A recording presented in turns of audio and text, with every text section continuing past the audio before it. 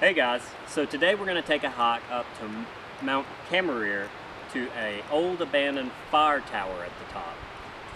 Fire tower is about 5.2 miles away from here, and it's straight up. So it might be a little bit of a difficult journey, but it sounds like a lot of fun. I brought some buddies along to share the experience with. So we'll see how it is, and then it'll be 5.2 miles back down to the bottom and a little bit extra to get out of the woods. So wish us luck. The mountain itself is named after Arno Cammerer, a well-liked director of the National Park Service in the 1930s. Cammerer was an instrumental figure in helping to establish a national park in the Great Smoky Mountains.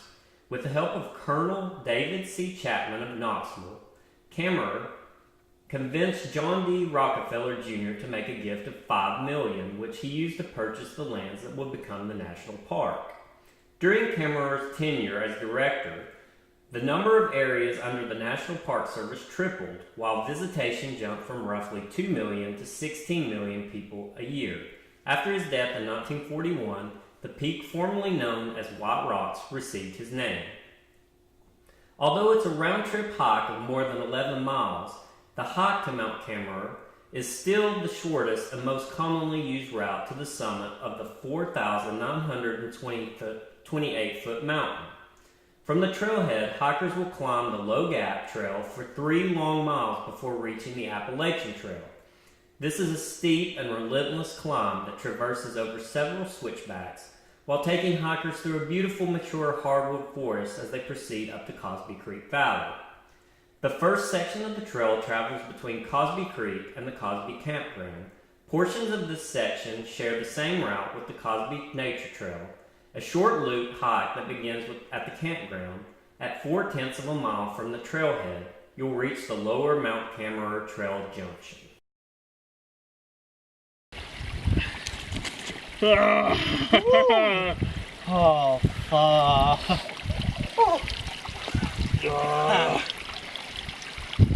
How's that feel, guys? Oh, I feel wonderful.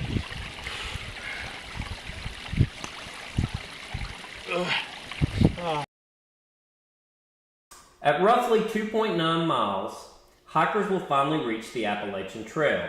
By this point, you will have already climbed more than 2,000 feet, thus completing the hardest part of the hike.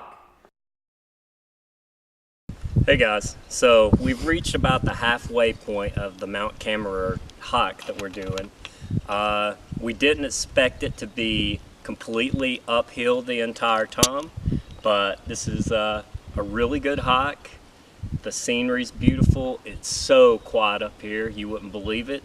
And right here's the halfway point of the trail where it intersects with the Appalachian Trail. So from here, straight up to the top of Mount Cammerer. So halfway there. Although the early portions of the Appalachian Trail you'll continue climbing, the terrain isn't quite as steep as the Low Gap Trail. At roughly 3.7 miles, the trail begins to level off, and the travel becomes much easier. Hikers will now traverse along a ridge that offers decent views of the Cosby and Toms Creek valleys through the trees.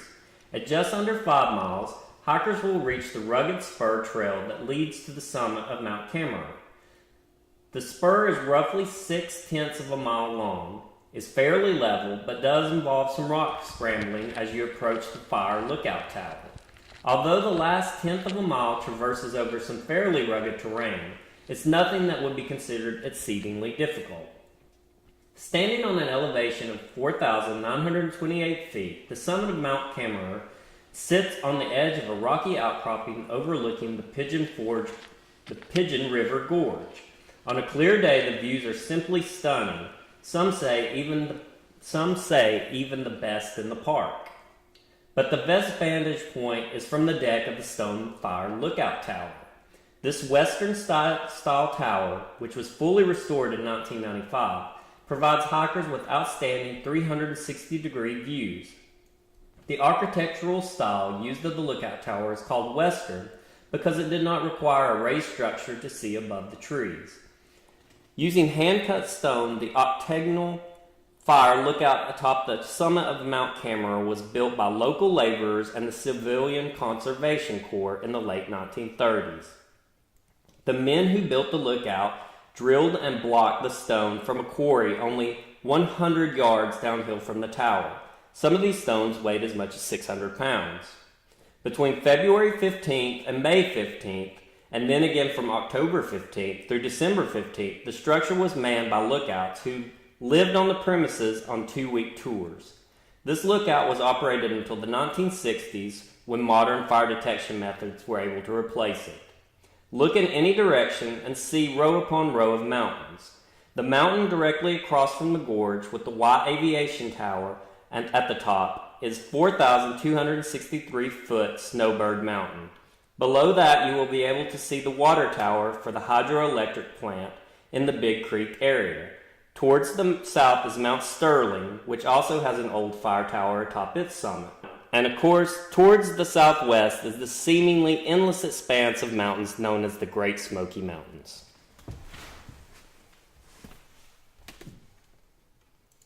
So we made it to the top of Mount Cammerer. As you can see, it's a beautiful view. There is an old firehouse or fire tower up here at the top of this, and it looks like you might actually be able to camp in it and everything like that. You can see forever up here. It's gorgeous. It's a very cool hike. I will say that it's probably not a beginner's hike. The first 5 miles of this is pretty much straight up. Of course, that means the last 5 miles is going to be straight down, but that's got its own problems. But I will say, completely worth the hike up here. So I hope that you enjoy this episode, and I hope that you'll join back, and I hope to see you soon, and give me a subscribe. Thanks again.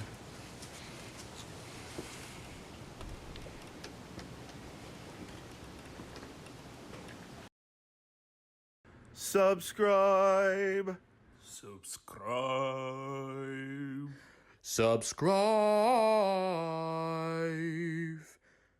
Subscribe.